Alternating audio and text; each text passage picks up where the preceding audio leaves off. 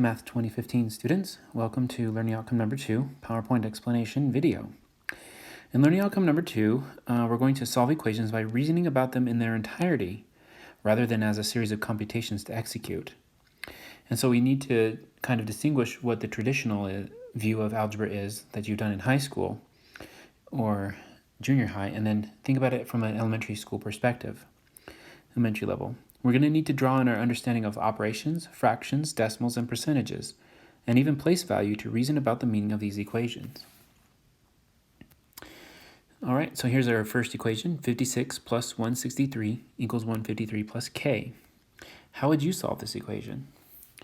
Well, kind of like what we did in the transition video is that we can think about how we would solve it using traditional algebra steps. Now, in order to do that, we need to isolate the variable. And on the left side of the equation, we have 56 plus 163. And then on the right side of the equation, we have 153 plus k. So the algebra steps say that we add the two quantities on the left side of the equation so that we can have one quantity there. And then we'll subtract 153 from both sides of the equation. So let's go ahead and do that. We have 156 plus 163 gives me 219. Equals 153 plus k. Then we're going to go ahead and subtract 153 from both sides.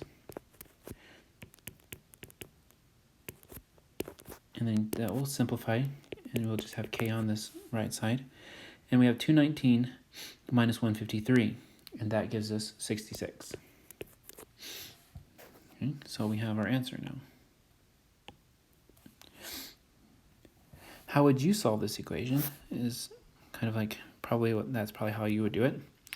Let's go into the next part. Could an elementary student solve this equation? Well, the elementary student these days, as we learned in 2010, definitely has an eye for looking at parts of the equation in a relational way. And from the reading, we can see that as well. And so what we want to do is we want to be able to use like a pan balance idea, okay, where we take this half of the equation here and this half of the equation here, and we want to keep them equal, okay? And we reason about the numbers in their different parts, and we can maintain equality by doing the same operation from both sides. So we're going to set up the variable here that has a k in it, the variable here that has a k right here. We need to get rid of the 153. So we want to be able to have a positive 153 on this side here, somewhere. So let's go ahead and rewrite the equation here. 56, and draw this in a small box, plus 163 equals 153 plus k. Notice that the 163 and the 153 here are similar. They only differ by 10. Okay, so I can actually say that the 56 here, and keep that the same, and I can split up my 163 into 10 plus 153. Or you can do 153 plus 10. Copy down the rest of the problem. And now I can go ahead and eliminate 153s from both sides. This is a positive 153 here, and there's a positive 153 here, and they'll be eliminated. Okay, if I keep a pan balance here, we can eliminate those from both sides and maintain equality. And so that's kind of how these elementary students would think about it. There are manipulatives out there that help facilitate this more concretely. But for the purposes of this course, we can do fine with these drawings at the abstract level. Okay, so you can imagine that. And then what we have is we have 56 plus 10 is equal to k. And we know that 56 and 10 make 66. And so that means we're done with our equation. Okay, pan balance. We're going ahead to talk a little bit about the more relational parts of the equal sign, and then we'll do some more examples. Now remember, from last learning outcome, we know that there's an operational view of the equal sign. The equal sign means do something operation, and so people would say that that's 13. That's what they usually see this as. But with the relational view, there's a relational computational view where the equal sign symbolizes a relation between two calculations. Okay, and so this is how this works with this equation. 7 plus n equals 6 plus 9. A student may say that 6 plus 9 is 15, so I have to figure out 7 plus some number equals 15 as well. And our goal here is to write this as a sequence of equations. Okay. So we want to say that 7 plus n is equal to 6 plus 9. Okay, it's a problem. And they say that the student says that the 6 and 9 is 15, so that we're going to make that 7 plus n equals 15. Okay. And so they have to figure out what 7 plus some number is equal to 15. Now, normally we just subtract 7 from both sides using our algebra steps. But the students, elementary students, will think in a more relational overview, relational equal sign, and they can know that they can say 7 plus some number is 15. And they've seen these in their fact families. So we learned about those in 2010 as well. So in order to see that 7 plus some number is equal to 15, I'm going to put 7 plus n equals 7 plus whatever 15 is here, breaking it up to 7 plus 8. Okay? So I've broken up my 15 into 7 plus 8.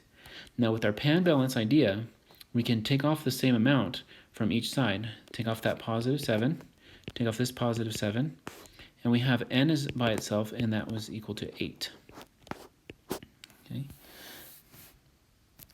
The next type of relational view of the equal sign, where is a relational structural view. The equal sign signifies a numeric relationship. Okay. So we take our same equation, and we're going to say, and the student says 7 is 1 more than 6 on the other side. So n should be 1 less than 9. Okay. So how can we write that as a series of equations? So we're going to say that 7 plus n is equal to 6 plus 9 again. Okay. And these are called equation stacks. We're just going to stack them up. A series of equations. And I have that, that the 7 and n is related. So I need to get to the 6 and 9 in that equation way. So I need to get the 6 to become a 7, because 7 is 1 more than 6. So I'm going to get 1 from something, and the only thing that's on that side is a 9. So I'll break my 9 up to 1 plus 8. Okay. So the 9 became 1 plus 8. And I'm going to use a property of arithmetic to add my 6 and 1 together. So in this step, I have 1 and 8 together. Now I'm going to add 1 and 6 together. And so this is called the associative property.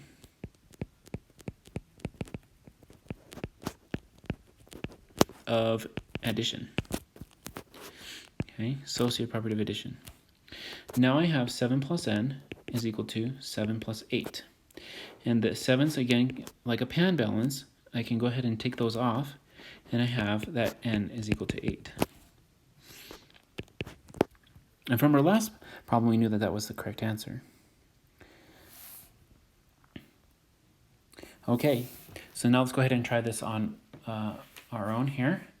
We'll try this example, and we need to find different ways of solving it, but for time's sake, I'm going to go ahead and show you a way of solving it, and we can go ahead and do the same as we did before by comparing it with the algebra. So let's go ahead and compare it with the algebra. First, our algebra approach says to do 759 minus 602. Okay, and so when we do 759 minus 602, to simplify that left side of the equation,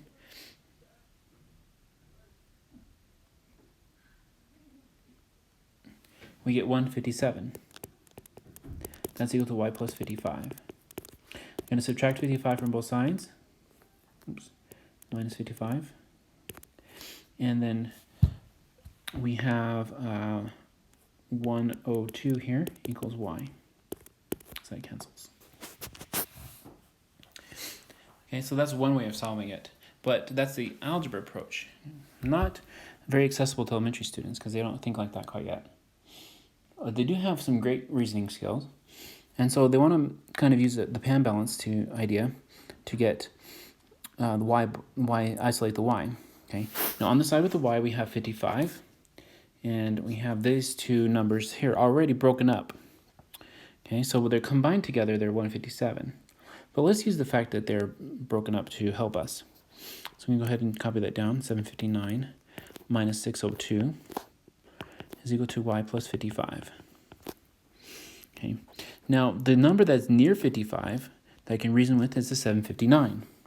Let's break the 759 up into some number plus 55. And so what we do when we break that up is that we can say that's 704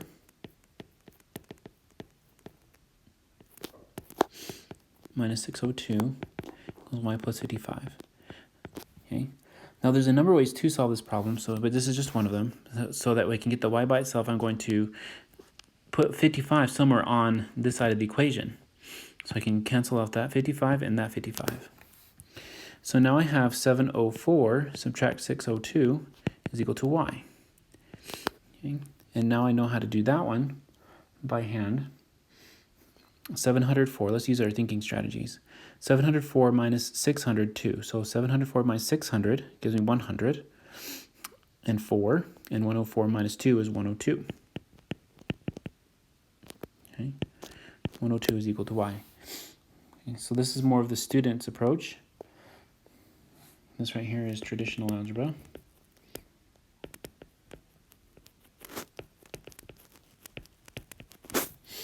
The elementary student's approach.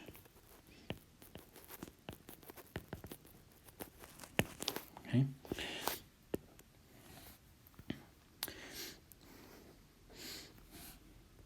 Here's another one. So that was an addition problem with addition and subtraction. Here we have just all multiplication. We'll use our traditional algebra approach, and then we'll compare it with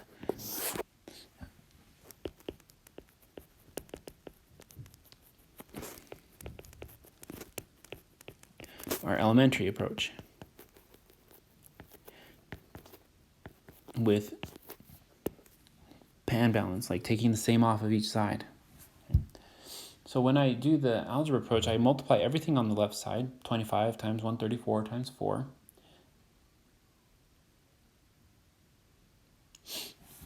Okay, and we get 13,400 equals 10 times c. Divide both sides by 10, and then we get, no, cancel those ones off, we get 1340 is equal to c. Okay. Now, an elementary student would probably not use inverse operations on both sides of the equation to isolate the c. What they would do is probably think about some way to find positive 10 on both sides. So because you have a positive 10 here, how can I get a positive 10 here? Okay. Well, they'll kind of look at this more holistically and relationally.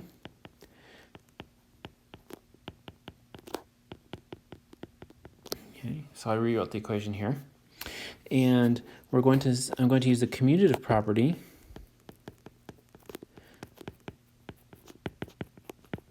and I notice that I can switch the 34 and the 134 and the 4 so that I can get 25 and 4 together. The 25 and 4 together make 100. Okay. And then 100 is related to 10. 100 is 10 times 10. So I'm going to split my 100 up into 10 times 10. Copy the rest down. And when you do your homework, make sure that you do show these step by step by one step of equation stack like this. Now I have a 10 on this side and a 10 on that side. They're being multiplied, but they can be eliminated. Okay, canceled out there by dividing by 10 on both sides, but we can go ahead and just then multiply these as 10 and that 134 together. And we get 1340 equals C. Okay. So I can do that by the associative property. Switch it from these parentheses to these parentheses here. Okay, and that's our answer. Okay, here's another one. How do we do this one? Well, algebraically,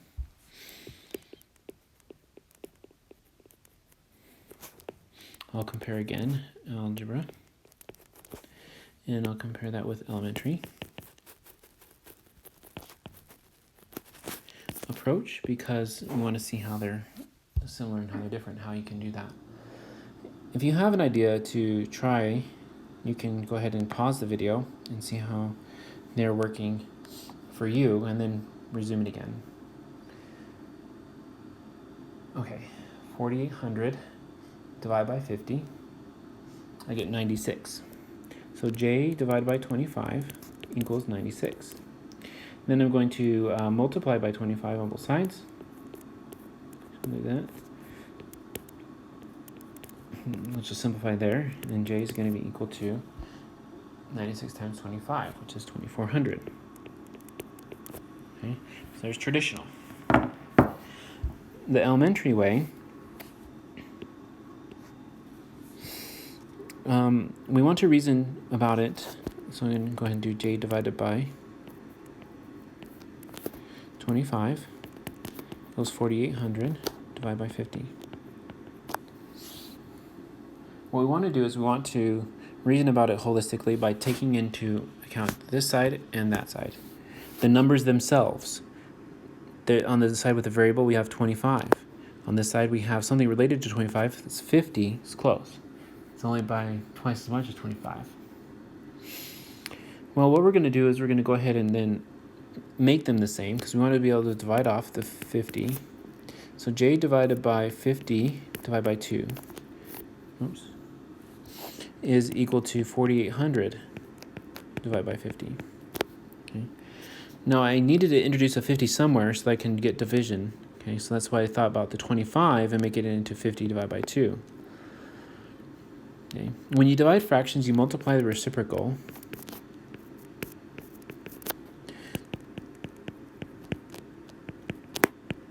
Okay, so that we can get the 50 out and about. And I'm going to go ahead and just make this without fraction form.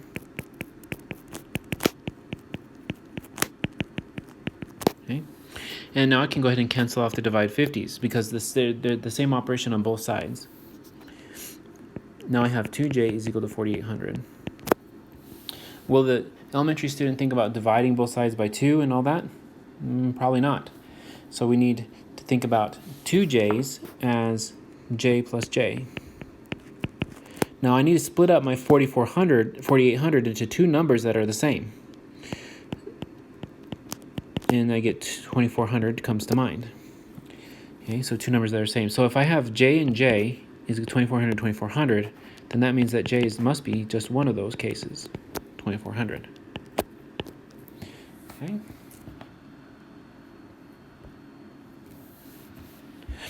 Find different ways to solve this one. Well, this one actually ends up being kind of tricky. We have two fractions that are added together with a numerator of 1, but they must equal 3/5. So we start out by thinking about, okay, well, what two fractions would equal 3/5 anyway? And the two that come to mind are 2/5 plus 1/5. Okay. Now A and B must be different. Okay, that's an A and that's a B. But now I have two denominators that are the same, but notice that the numerators need to be 1. This one is already 1, that's good, but this one needs to become 1. How can I get 2 to 1? With a fraction, to maintain equality, I need to use equivalent fractions. So my 2/5 divided by 2, okay, equivalent fraction with the numerator of 1 has 1 over 2.5. Okay, now decimals in fractions are not quite simplified, but they can happen, and it's possible. So because I made that equality, and I now have 1 over 2.5 added to 1 over 5, that equals 3/5. That's still true, because these are equivalent here. And I have my A and my B. Okay, so there's my A, there's my B.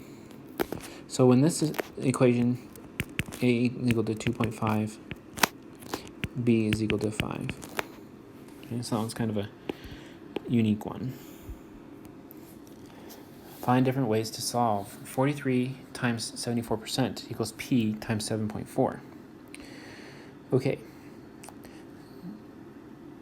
We see that there are relations here. Let's go ahead and do traditional algebra again. Do that.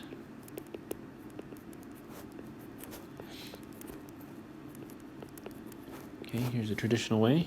I'm going to save this side for the elementary way.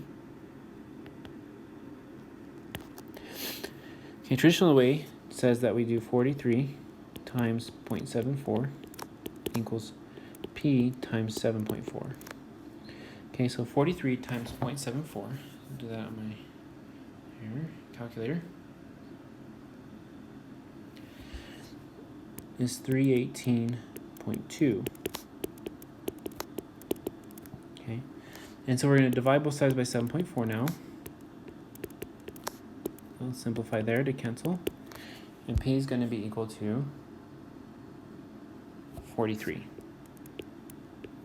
Okay, traditional algebra way. But what we're going to do here is we're going to try and think about how, as an elementary student could, because they don't have as many rules that they can use, but they do have this great number sense that they've developed, because they do things like you guys did in 2010.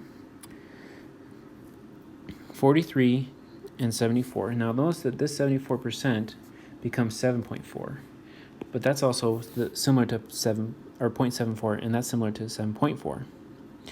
So I'm going to go ahead and copy the problem down.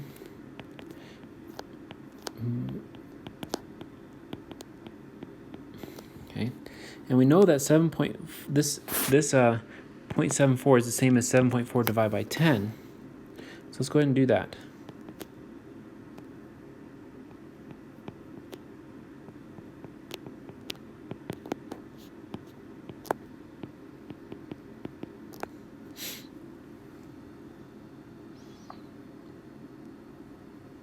So I've changed my 0.74 into 77.4 divided by 10. So I've changed my 74 hundredths to 7 4/10 divided by 10, more precisely stated. And when we get the 7.4s, we have times 7.4 here, so we can cancel that one out. It's like a pan balance. Okay, we end up with 43 divided by 10 equals P, and that's 4.3, 4 3/10.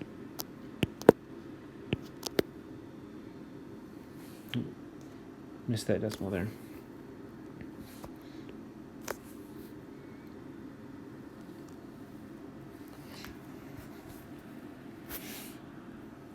Okay, that's all we have for our PowerPoint Unit 1 homework packet, numbers 8 through 10. Thank you for watching.